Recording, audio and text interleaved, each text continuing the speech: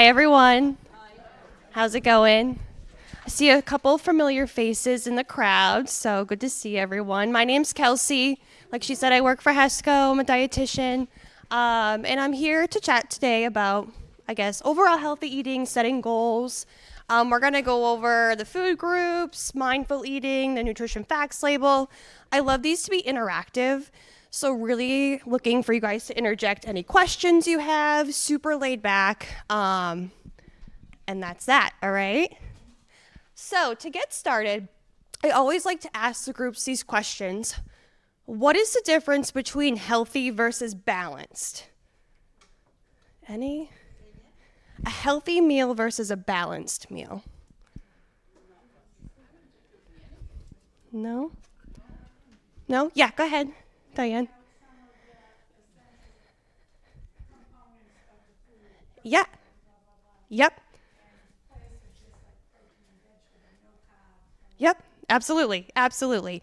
So they're both good for you, right? So healthy doesn't always necessarily mean it's balanced. That's what I'm trying to say. So you can have a beautiful salad, super colorful, full of a ton of vegetables, and it's really not a balanced meal. It's healthy, but not balanced. See what I'm saying? So what makes a balanced meal?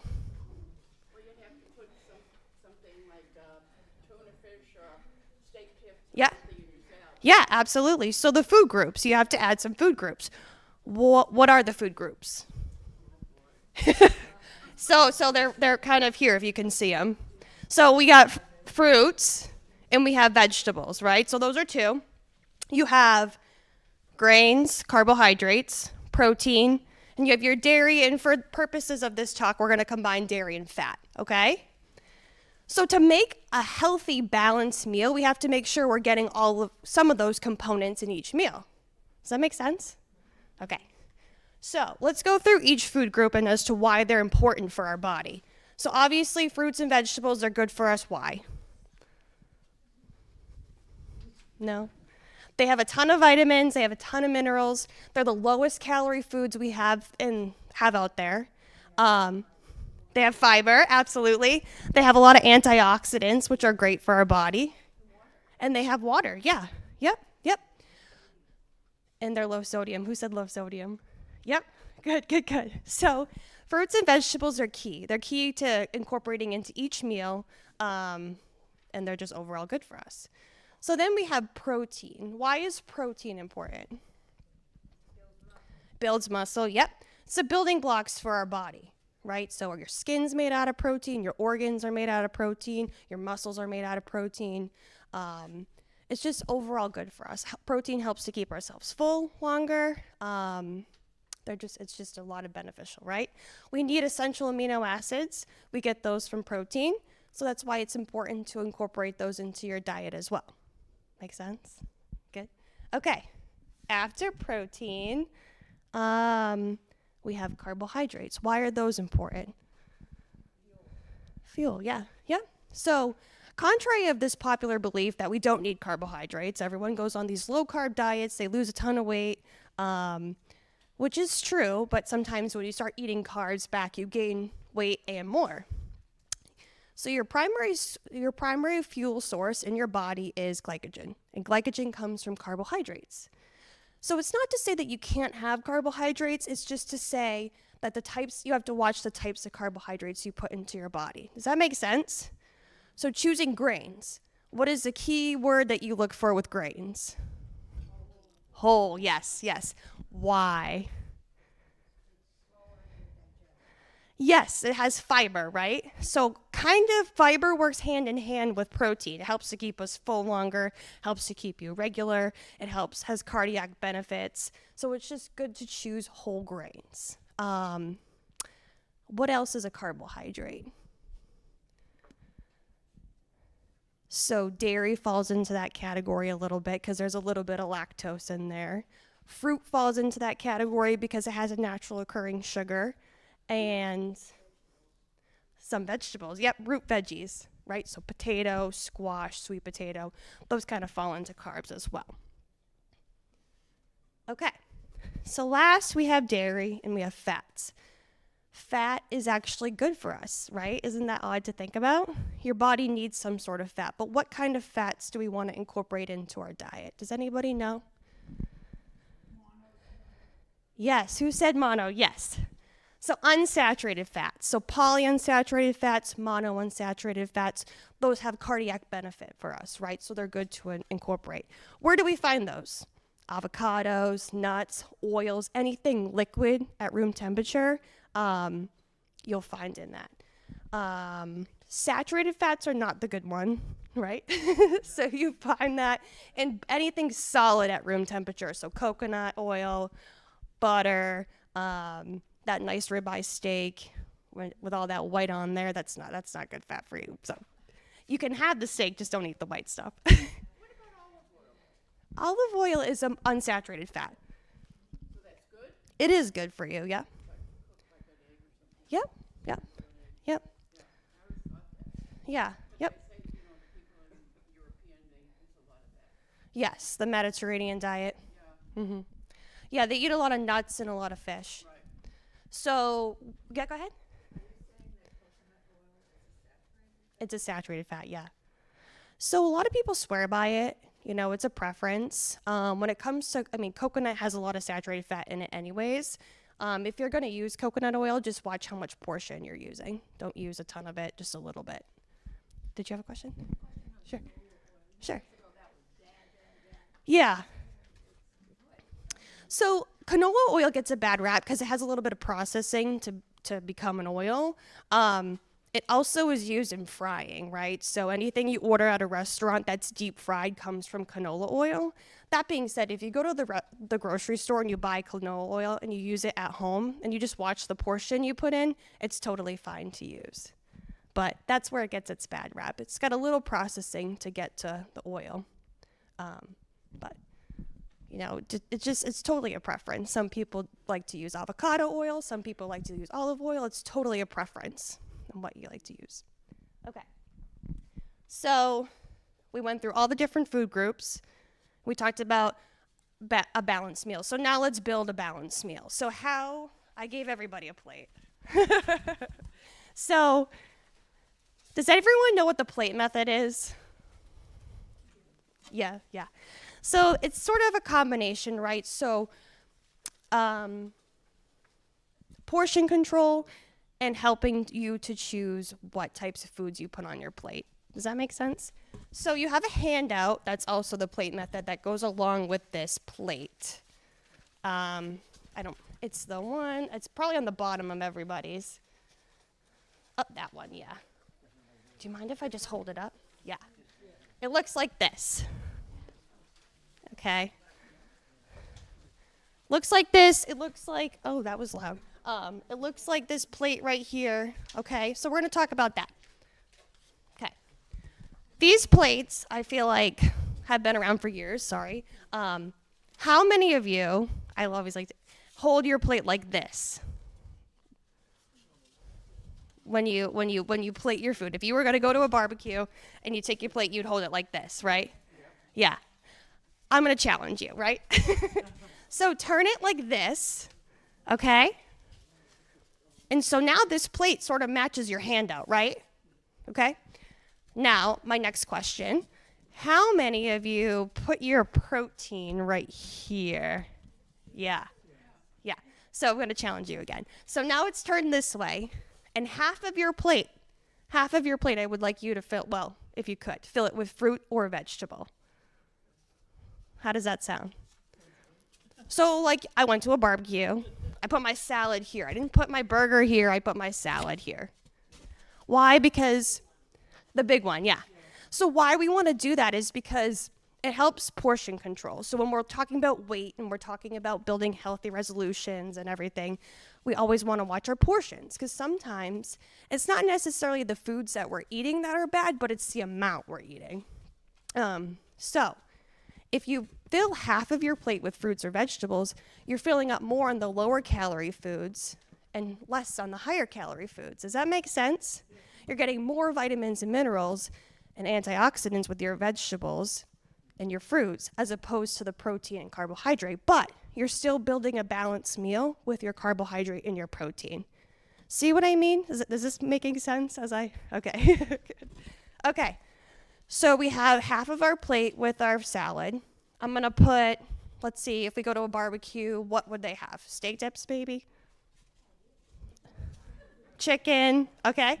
I'm gonna put my chicken here, so that's gonna be my protein.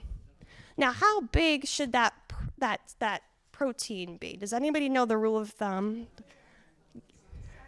The size of your palm, right? So about 4 to 6 ounces, you can tell that personally, it's by the size of your palm, is how much protein you should be having with each meal. Yeah. Palm.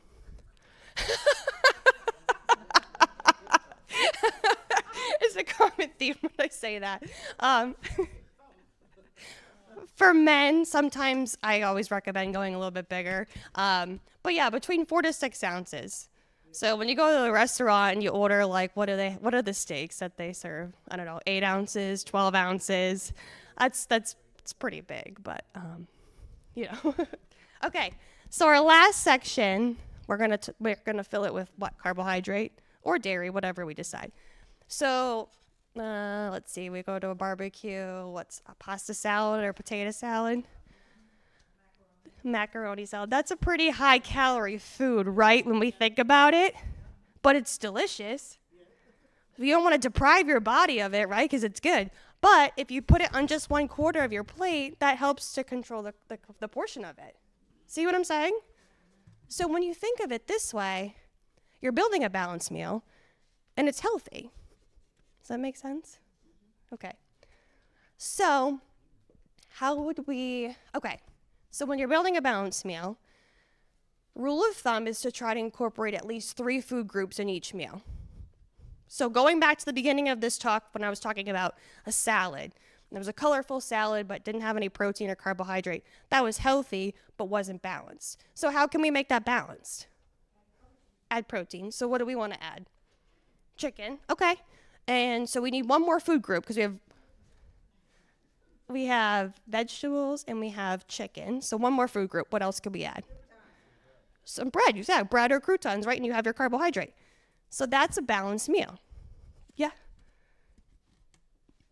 Sure. Mm-hmm. Yep. And a carb. Yep. Yep. So potato, yeah, it would fall under carbohydrate. So it would be like the starch, the grain. So it's technically a vegetable. What I'll say, it's technically a vegetable, and this is sort of goes along with bananas, right? If you're a diabetic, I would have to lump those 3 into the carbohydrate, into that portion. But if you're not a diabetic and you can have corn as your vegetable, it's just a higher carbohydrate. You can have peas as your vegetable, it's just higher carbohydrate. Yeah? So sweet potatoes have a lower glycemic index. So it's closer to a squash. When you look at carbohydrates and calories, they're about the same. But if you're just looking at it from purely a spike in your blood sugar, the sweet potato is better for you. It all comes down to portion control. So sometimes a white potato, they're a lot smaller. They're easier to like watch the portion. Sweet potatoes, they're like huge. You got to cut it in a quarter. What I will say about white potatoes is when you load it with sour cream and butter and all the good stuff, that's where your added calories come from. Does that make sense? Did that answer your question? Okay, perfect. Okay, so we built a couple healthy meals. Let's build a healthy breakfast together, balanced breakfast. Let's add dairy, okay? So for my breakfast, I'm going to start with yogurt. So that's one food group. What else can we add to it? Fruit? Sure. And one more thing. A protein, yeah, you can add an egg. What about nuts? We could add nuts. What would nuts fall into in that? Protein, yeah, yep. Cereal, you could add cereal, yep, you could add that. See when you think of it like that, how easy it is? It's not that bad, right? Except, go ahead. Yes. Food restrictions. Right. then it's hard. And that's where nutrition's so personalized, right? It's what works for one person doesn't work for another person. And that's why there's no, magic diet out there that works for everybody. Yep. Yeah. So, yeah.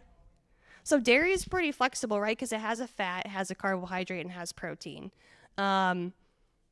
It's all on how you want to count it in a meal. Cottage cheese, I would count more as a protein, not really dairy. A glass of milk, I would count as dairy because there's not a lot of protein in a glass of milk. Yogurt, depending on the yogurt. I challenge you the next time you go to the grocery store to look at a label of a Greek yogurt versus a regular yogurt. The Greek yogurt will have a lot more protein in it. Yep. Plant-based yogurts were recommended to me, and I just glanced at the label. Yeah. I think they're so high in sugar, Maybe, yeah.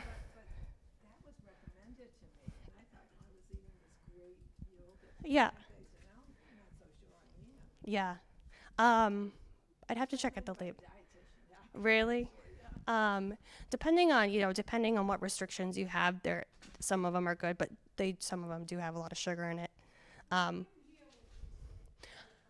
A plant-based yogurt, she noticed there's a lot more sugar in it. Then, yep. Probably yes. When you think about it, like a coconut to make it yogurt, there has to be some processing to get there, right? So that also could be why the processing. Sure. Okay. All right. So we talked about the plate. Now let's talk about snacks.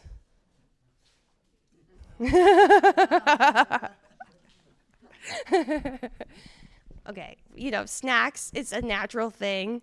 They're good, right? So what I will say about this is there's a way to build a balanced snack. If you're craving a tortilla chip, if you're craving something salty, that means that your body wants it. Don't deprive your body of it. But my recommendation would be to have the tortilla chip with some carrots. So you're eating a small portion of something that you're craving, but following up with something that's low calorie that's going to help keep you full. Does that make sense? Yeah. So rule of thumb with a snack is to try to incorporate at least 2 different food groups in there. An apple and peanut butter. That's a great snack, right? Because it's an apple, has your fiber, it's a fruit. You have your peanut butter with your fat and your protein. Does that make sense? Hummus. Who said hummus? Hummus is good. I'm not a fan, so it's loaded with protein. You can mix it with cereal? You can mix it with pita bread, celery, and carrots. It's a great snack. Yep, helps to keep you full longer. Anything with cheese, right? So like cheese and crackers. That doesn't sound like a healthy snack, but the cheese has some protein in it, has some fat. It's going to keep you full longer. So you don't eat the whole sleeve of crackers. You're mixing it with something else to help fill you up. Does that make sense? Yeah? Cool. Okay. My last thing to touch upon before we go into the food label is drinks, right? So water is best. Sometimes we don't realize that we're drinking calories. So like lemonade, soda, juices, those are loaded with sugar.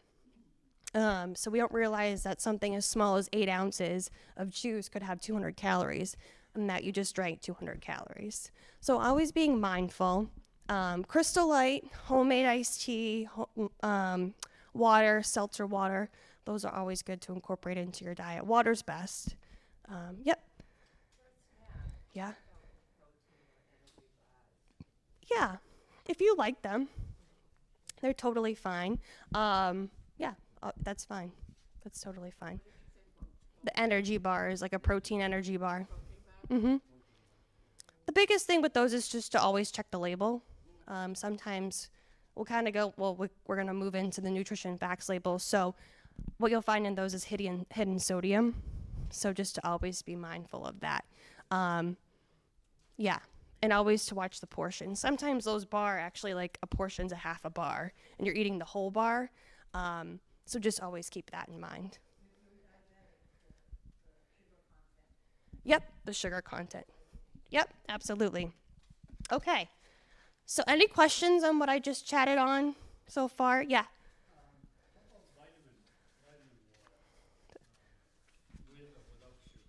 So without sugar is better. So it's totally fine. So like a G2, like a Gatorade, it's low sugar. That's totally fine to have. What'd you say? Yep. All of those have electrolytes in them, so it's just more if you prefer that. Sorry, but the vitamin water and the Gatorade, the full, they have a lot of sugar in them, so that's why I would just recommend to stay away from them. Go ahead. Has that drink, it's sparkling ice? Yeah. There's no sugar in it, but it's sweet. So it has the fake sugar in it, and I'm not sure which one it has, but that's where it gets that sweet taste. Yeah. Is it? Yeah. I don't know which one is it in it, but I know there's 5 calories in those, and they're sweet. They're good, but they do have that fake sugar. So if you're not into like Splenda or Sweet and Low or that, that probably has that in it. Same with Crystal Light. It's in Crystal Light. So if you don't like that sweet taste, yeah. Okay, so let's move on to another handout. It's the nutrition facts label. It's big blue sheet. Has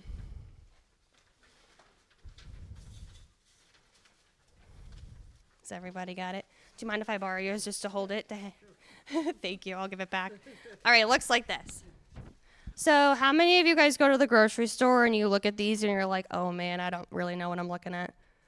Yeah. So sorry. Yeah. Yeah, they are truthful. Yeah, they have to be, I think, legally, but yes, they're truthful. So I'm just going to give you a little cheat sheet of like what you really should watch out for these. And why I incorporate this into a talk is because we talk about portion control, we talk about calories. It's always important to know where to look for that portion and where to look for the calories, right? So right on the top, you'll see, the serving size right under nutrition facts. It's kind of smaller right above calories. Does everyone see it? So that says 1 egg, I think, for today's purposes. What? Yeah, yep. So why is it important to look at the serving size? Does anybody know? Yeah? Sometimes you have a container or something, and you eat the whole thing, then you Yep. realize it was 4 servings. Absolutely, right? And I give this example all the time.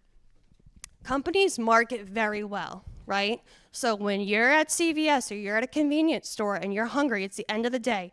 And when you're in line trying to buy something, there's that chip rack, right? That beautiful chip rack. And there's bags, right? It looks like individual bags, but they're a little bit bigger. And I do this all the time. So I buy the bag, I eat the whole bag. I look over, I'm like, oh, it's only 120 calories. That's not that bad. No, it wasn't. It was two and a half servings in that whole bag. So 2.5 times 120. I just consumed a meal's worth of calories and chips. See what I'm saying? Easy to do, but always important to look. So for this, it says 1 egg. Cereals, it's important to look. Just, I think you'll find it's about a cup of cereal. Crackers, you'd probably be shocked of how many is in a serving for crackers. I think maybe like 2 or 3. A big one in my house is Oreos. I think 2 Oreos is a serving. Cookies, it's very interesting to take a look at that, right? So after your serving size, you have your calories, which is always key to look. You know how much you're eating, you know how much you're putting into your body. Okay? So then after calories, you go down to your fats, right? So top, right on the top there is fats. So for this one, it has all of the other ones listed. So saturated fat, trans fat, and the unsaturated fats. I promise you, not every food label you look at is going to have that divided out. It will always have saturated fat, and you want to keep that as low as possible. So, if you look at a jar of peanut butter, the peanut butter will list the unsaturated fat, they'll list the saturated fat. But a box of cereal necessarily wouldn't. What was I going to say? Oh, trans fats. You always want to keep at 0. So trans fats are not good for us. 0. Yep. So we'll always look at the fat content. After fat content, you will see, sorry, I'm like kind of going off everybody else's. You'll see cholesterol.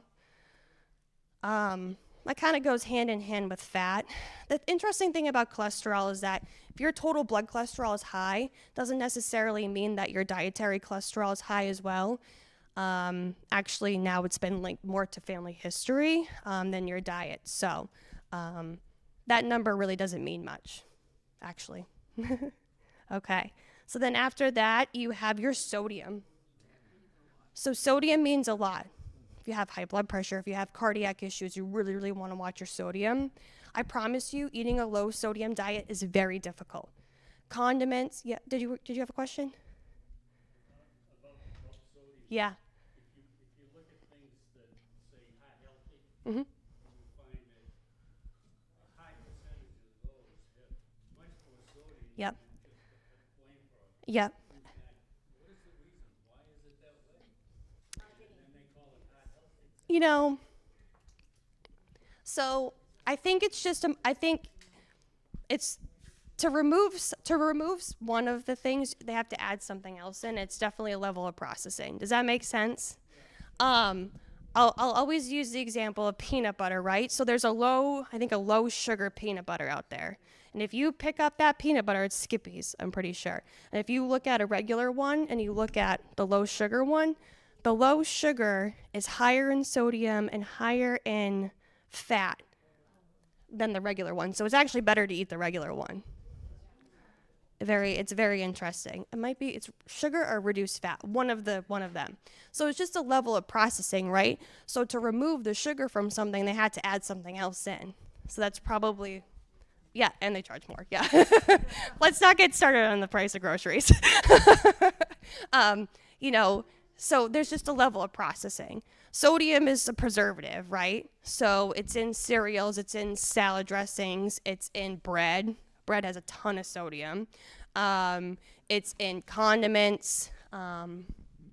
So it's a level of processing and it's hidden everywhere.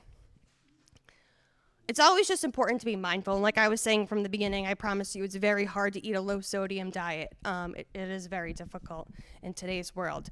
But just always be mindful of that label. Yep.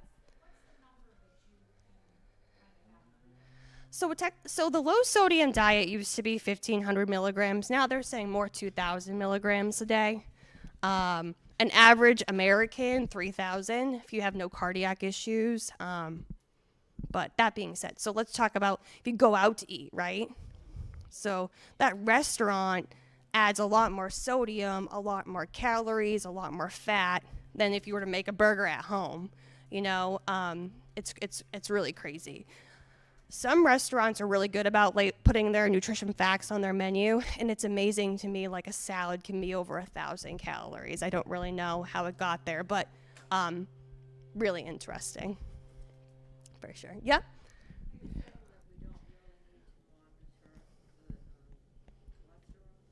Yeah, so cholesterol now is not linked to your dietary intake of cholesterol. It's more linked to fat intake. So that number on a food label kind of doesn't really mean anything. So if you were to come talk to me about a cholesterol level, I would first ask if you had a family history of it, and then I would ask for your fat, how much fat you take in. Does that make sense? Well, when this reading on this sheet says 57% Mm-hmm. of your Coke diet, that seems high. Yeah, so the percentages I always recommend not to look at because that's based on a 2,000 calorie diet. And I will tell you that nutrition's so personalized, so 2,000 calories may not work for everybody, right? You may only need 1,200, you may only need 1,800, you know what I mean? So those percentages don't really mean much, right? So for this purpose, it's an egg. So eggs are high in cholesterol, right? Because it has all that beneficial fat in the yolk. So that will generally be high in cholesterol. That's not to say that once you eat that, your cholesterol will go up, though, which is kind of an odd way to think about it. Yep. Do eggs have collagen? I don't believe so. They have amino acids, essential amino acids, but I don't believe it's collagen. Maybe in the white. I don't know. I don't believe so. I know the egg is the only complete protein that is available. Yes? how much is? Like purely would just have to look at the food label and have to add that up. How much that is, I don't really know off the top of my head. I know a piece of bread might have upwards of 200. So if you have a sandwich, oh, I don't know. So I don't know what it would look like because sodium's different than table salt, right? So I'm not sure what it would look like. Sorry. So last thing to chat, well, two things. You have the total carbohydrates on your nutrition facts label. So under carbohydrate, you have your fiber content and you have your added sugars. Fiber is good for us, keeps us full longer. You'll find that in anything that's whole wheat, you'll find a lot of fiber. Whole grain cereals will have fiber. Anything that's not whole grain probably won't have much. And then your added sugars will be there as well. Next time you go to the grocery store, pick up a box of Raisin Bran and flip it over. You'll see there's a lot of added sugar in Raisin Bran. Everyone thinks it's super healthy, but it's actually not very good for you. Compare it to, go ahead. No, I don't understand that sugar business. Okay. Because then it says, total sugars, and it includes added sugars. Why does it have to be added? Yeah, typically they're not. Typically it's not. I don't know why it is on that, but it's typically just added sugar. A lot. I'm not really sure why they have both. I would just go by the total sugar. So you just go by total. Then. Yeah, absolutely. If you compare a box of Raisin Bran versus a box of Cheerios, the Cheerios is actually much better for you. They're whole grain. They're lower. They have more fiber. They're lower in sugar than the Raisin Bran. They're good for you. Yeah. Yep. They. Oh. Yeah, I mean, they have some fiber. I think there's like one or two. Yeah, if you go into like the other brands. Yep. Go ahead, Diane. Yeah.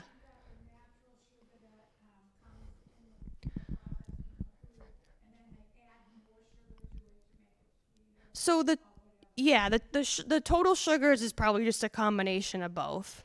So that's why it's always good to look at that. So, yep. And then the last thing on there's protein. So always good to watch that. You're only gonna find protein in protein sources, right? So an egg, meat, pork. Some cereals might have a little bit of protein if they're like a high protein cereal, but typically you won't find that in most. Okay. Any questions? Yeah? Breads. Yeah. Okay. You told me multi-grain. So Yeah. when you buy it, it should just say multi-grain on it? It should say 100% of wheat or grains 100% of wheat or grain. or grain. Yep. Either way? Either way. Oh, okay. Either way. It says on the label. Yep. Yep. Yeah. Any other questions in regards to a label? Yeah. Sure. Some time ago in an article that because of the process that it goes through, Mhm. it's not like olive oil, that it raises your cholesterol. I wouldn't say it directly relates. It raises your cholesterol, but like that's what I said. It does go through some processing. So an olive oil is very pure. There's no processing, so that's obviously a better one for you. If you prefer the canola oil taste, I would say go for it. It used to have a really bad rap, right? It used to be really bad for you, but the processing is so minor, it doesn't necessarily raise your blood cholesterol levels at all. Yeah? You said that eggs are, we never go to, how are eggs different from, say, beef, chicken, So eggs have essential and a non-essential amino acids. So that's just the only complete protein we have. Beef and chicken have some amino acids, but they don't have all of them. Amino acids are just the broken down protein. And so it's just what our body needs. And just for some reason, eggs are the only ones that have everything. Beef has some, but it doesn't have all the essential ones. That doesn't mean beef's bad. Doesn't mean chicken's bad. I'm just saying that eggs used to go through a really bad rap, and they're actually not that bad for you anymore. The recommendation, you can have an egg a day and be totally fine. Any other questions? Yeah? Okay. I never thought I was somebody that ate a lot of fat. Mm-hmm. All of a sudden, my cholesterol's through the roof. Yeah. Can you tell me a little bit about what foods are high in cholesterol and why all of a sudden you can go from like having okay cholesterol to oh my god. So it runs in your family history, and that's a big, does it run in your family history, if you don't mind me asking? You don't know. So it really is linked to family history now. That's why it can be kind of normal and then go astronomically high randomly. But it's not, again, not necessarily the foods that are high in cholesterol. It's the foods that are high in fat. So salad dressings have fat, butter, oil, avocados, fat, peanut butter has fat. Even like ways of cooking increases fat. So dietary fat is what has an effect on your cholesterol. Still confused?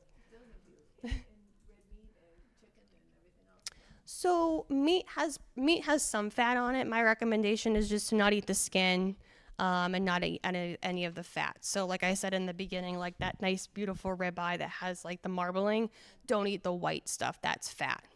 Eat just the protein. That's a good part.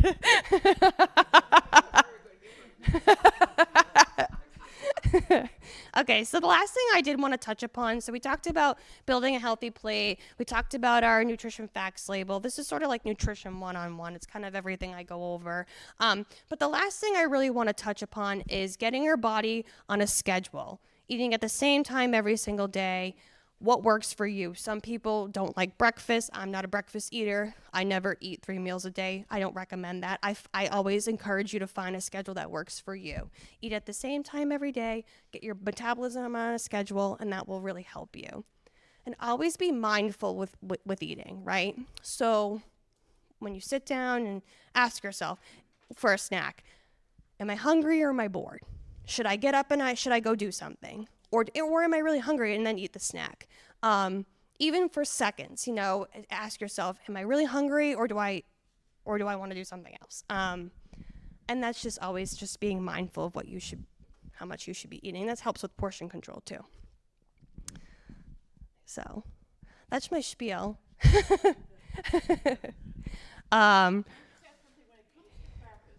Yeah. The saltines would be better for you. Ritz are loaded with fat. That's why they're so buttery tasting. I know.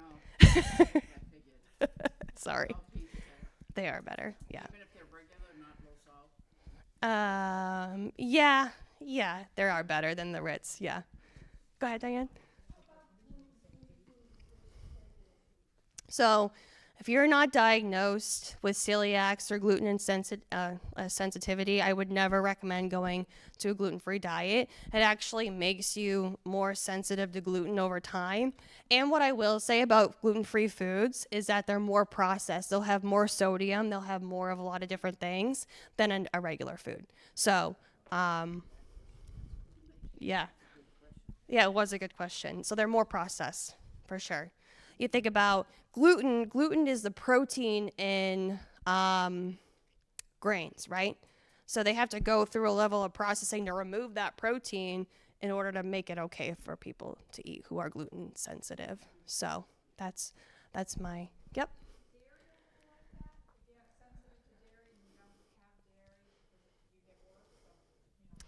I've always found people who are lactose intolerant to be pretty consistent, to be honest with you. And I've also found it to be a spectrum. Some can have ice cream and be fine, but can't have a glass of milk. Some can have cheese, but can't have that. I don't think so. No, not in my time of chatting with people. No, I've always found that lactose is a spectrum. And it's actually very interesting to see what affects different people. Mm-hmm. Same with acid reflux. I chat with people a lot about that, and that's I find to be on a spectrum too, because what they recommend of the tomatoes and the acidic food. I've met with a client before who said, "Oh, I can eat as many tomatoes as I want, and it doesn't bother me." So it's very interesting. That's why I always say nutrition is so personalized, and it's so in tune to what you can have, and Yeah. Any other questions? No. Yes. Question, Yeah. Are there really advantages to drinking non-fat milk versus regular milk? Not unless you're looking at it from a fat content. No. No. If you're trying to not have a lot of fat and lose weight, I would recommend a 1% or a skim. For clients who I meet who are trying to gain weight, I always recommend whole milk. And that's purely a fat content and a calorie difference. They pretty much have the same amount of vitamin D and calcium, so you're not going to lose that based on what level of fat you're drinking. Yep. And sugar, yeah. Yeah. Okay, so did I cover everything? Does anyone have any questions? Yeah? I'm still confused about yogurt. Sure. Okay, what do you look, I don't like Greek yogurt. Okay. Can I have another yogurt without it being Greek and have it be good for me? Yeah, you can have a regular yogurt, just a regular yogurt, like a vanilla.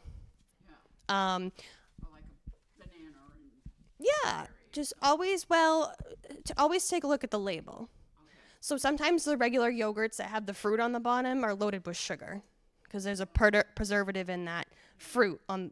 It's kind of a jam, right, on the bottom. So that's why I always recommend just like a Yoplait vanilla is a good. Yep. Activia is a pretty good brand. Yeah, it doesn't have to be. You can put your own fruit in. Yeah, you can get plain regular yogurt and just add your fruit, your berries. Yep. What about weight? Some people, one way or the other with weight. So would you eat more or not eat more if you're weight? If you're watching your weight, it's just purely on what you're looking to do. If you're looking to lose weight, is sort of like a seesaw. When you think about it, you have to lower your intake and increase your energy expenditure to lose weight. If you're looking to gain weight, you have to increase what you're eating, and you have to sort of lower your exercise. Does that make sense? Yeah. So that's my spiel on weight. I always say it's a seesaw. Any other questions? No? Well, thank you so much, everybody. Pleasure to meet everyone, and I hope I answered everything for you. It was and that's it. Have a great rest of your day. Have a great rest of your summer. Thank you.